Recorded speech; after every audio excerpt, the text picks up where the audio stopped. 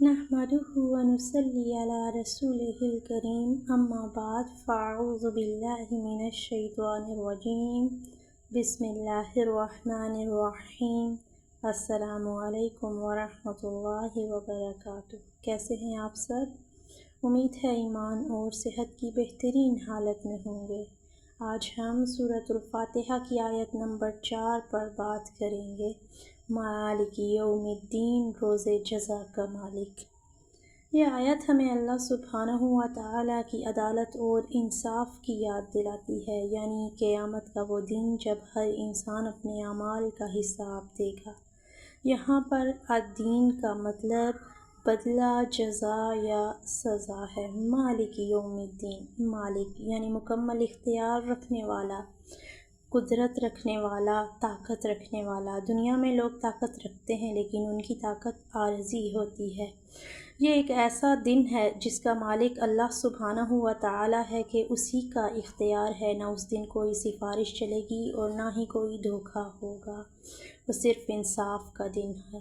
یہ آیت ہمیں سکھاتی ہے کہ ہمیں خوف اور امید دونوں میں جینا ہے۔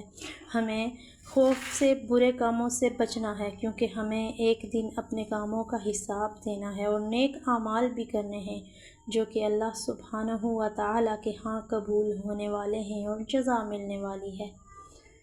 یہ آیت ہمیں انصاف کا یقین دلاتی ہے کہ دنیا میں ظالم بچ جاتے ہیں اور مظلوم کو پورا بدلہ نہیں ملتا، لیکن ایک دن آئے گا، وہ دن جب مظلوم کو پورا بدلہ ملے گا۔ جب ہمیں معلوم ہے کہ اس دن کا مالک اللہ ہے تو پھر ہمیں اسی کی اطاعت کرنی چاہیے اور اسی سے دعا بھی کرنی چاہیے۔ مالک یوم الدین اس بات پر دلیل ہے کہ ہمارا ہر عمل کہیں ریکارڈ ہو رہا ہے، کوئی ہے جو ہماری ایک بات کو آبزرو کر رہا ہے۔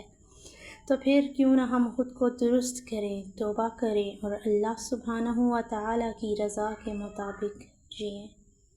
اللہ سبحانہ و تعالیٰ سے دعا ہے کہ وہ ہمیں اس دن شرمندگی سے بچائے، ہمارے گناہوں سے درگزر فرمائے، ہمیں اپنے نیک بندوں میں شامل فرمائے اور ہمیں قرآن پڑھنے، سمجھنے اور اس پر عمل کی توفیق عطا فرمائے۔ آمین ثم آمین۔